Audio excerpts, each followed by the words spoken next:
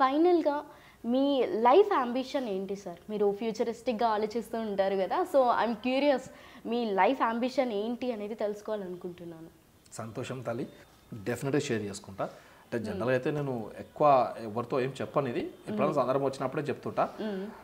అవుతదా కాదా తెలియదు. బట్ ఇప్పటివరకు నేను ఏదైతే డ్రీమ్ కలలు కన్నానో అది ప్రతిదీ సక్సెస్ అవుతూ వస్తుంది. సక్సెస్ చేసుకుంటూ వస్తున్నాను. అందుకనే నాకు దీంట్లో నా ఇన్స్పిరేషన్ అబ్దుల్ కలాం అన్నట్టు. నేను వాళ్ళని అబ్దుల్ కలాంని వింగ్స్ ఆఫ్ ఫైర్ ఇప్పటికి ఒక 100 సార్లు చదువుకుంటా ఆ పుస్తకం. చాలా చాలా చాలా చాలా ఇష్టం.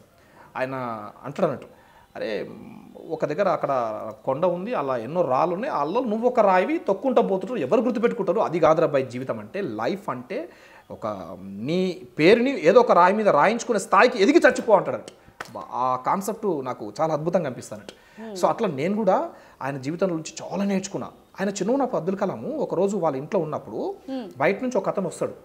వచ్చి మీ డాడీ ఉండానయ్యా అంటే, వాళ్ళది రామేశ్వరం, చిన్న కుగ్రామం అక్కడ రామేశ్వరం దగ్గర.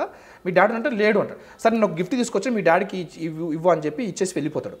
వాళ్ళ డాడీ సాయంత్రం వచ్చిన తర్వాత వాళ్ళకి ఒక సైకిల్ పంచర్ షాప్ అన్నట్టు అతను చేసే పని. వాళ్ళ డాడీ తనకిచ్చిన ఆస్తి కూడా అదే అన్నట్టు.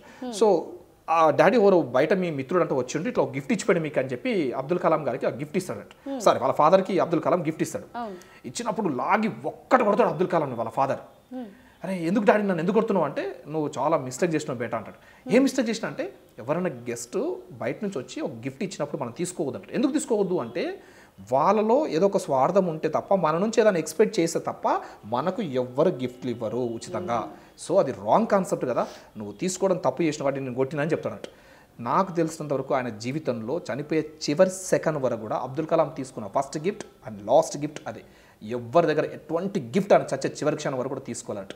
సో అట్లాంటి వాళ్ళ హిస్టరీ, అట్లాంటి వాళ్ళ ఐడియల్ స్టోరీస్ మన చాలా ఉన్నాయి. వాటి నుంచి మనం చాలా నేర్చుకోవచ్చు, ఇన్స్పైర్ అవ్వచ్చు. సో అట్లా నేను వీటన్నిటిని చూసి సమాజంలో ఇవన్నీ ఎన్నో ప్రాక్టికల్గా చూస్తున్నటువంటి సందర్భంలో నేను ఒక గోల్ పెట్టుకున్న తల్లి. ఆ గోల్ ఏంటంటే, ఇప్పుడు చాలామంది పేరెంట్స్ ముసలి వాళ్ళు అయినాక, ఏజ్ అయిపోయాక వదిలేస్తున్నారు, పట్టించుకోవట్లేదు, తీసుకెళ్ళి ఓల్డ్ ఏజ్ దాంట్లో జాయిన్ చేస్తున్నారు. ఇట్లాంటి ప్రాబ్లమ్స్ ఉన్న చాలామంది పేరెంట్స్ ఉన్నారు. నాకు గాడ్ గిఫ్ట్ ఇది కనుక నా లైఫ్లోకి వస్తే, ఈ మూమెంట్ కనుక వస్తే, నాకు కొంత ల్యాండ్ ఉంది భూమిలో.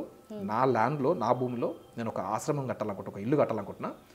ఎట్లా కట్టాలనుకుంటున్నా అంటే, వాళ్ళు ఏజ్ అయిపోయింది ముసలి వాళ్ళు కదా, వాళ్ళు ఒక మెట్టు ఎక్కాలంటే ఇబ్బంది పడతారు. సో ఆడ మెట్టు పెట్టాలా, దాని గురించి నేను ఆలోచించి దాన్ని కన్స్ట్రక్ట్ చేయాలనుకుంటున్నా. బిల్డింగ్ కూడా అంత అద్భుతంగా బిల్డింగ్ కట్టి, వాళ్ళకి ఏ ప్రాబ్లం రాకుండా అన్ని విధాలుగా వాళ్ళకి అన్నీ చేసి, వాళ్ళకు మెడిసిన్, హెల్త్, రోజు ఒక మంచి పారాయణం ఒక సంఘర్షణ, ఒక డిస్కర్షన్, ఏదైనా ఒక మంచి సంఘటన గురించి మాట్లాడుకునేటట్టు ఒక వేదిక ఏర్పాటు చేసి, వాళ్ళలో ఒక ఐకమత్యాన్ని పెంచి, చివరి క్షణాల్లో సంతోషంగా వెళ్ళేటట్టు వాళ్ళ కాలే చివరి కట్టే వరకు తోడు నీడ అయ్యి ఉండాలనేది ఒక గోల్ పెట్టుకొని జీవితాన్ని ముందుకు తీసుకొని పోతున్నా. ఎప్పుడు వస్తుంది నా లైఫ్లో తెలియదు, బట్ రావాలని కోరుకుంటున్నా. It's my goal. ఇది నా డ్రీమ్ తల్లి.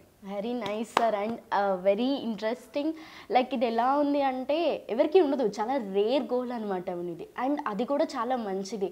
ఒక్కరికి ఈ టైంలో ఏంటంటే, మన పిల్లలు కానీ అంత బరువు అనిపిస్తున్నారో లేదో తెలియదు, కానీ మనల్ని కానీ పెంచిన పెద్దవాళ్ళు బరువు అయిపోయి వాళ్ళని అనాథశరణాలయంలో ఉంచేస్తున్నారు. సో ఇలాంటి సొసైటీలో మనం బతుకుతున్నాం. అలాంటి వాళ్ళకి మీరు చేయూతనిస్తా అంటున్నారు. అది చాలా ఇన్స్పైరింగ్గా ఉంది సార్. అండ్ మీ ఇంటర్వ్యూ చూసి చాలామంది మోటివేట్ అవ్వాలని నేను మనస్ఫూర్తిగా కోరుకుంటున్నాను. అలాగే మీ గోల్ కూడా నెరవేరాలనుకుంటున్నాను.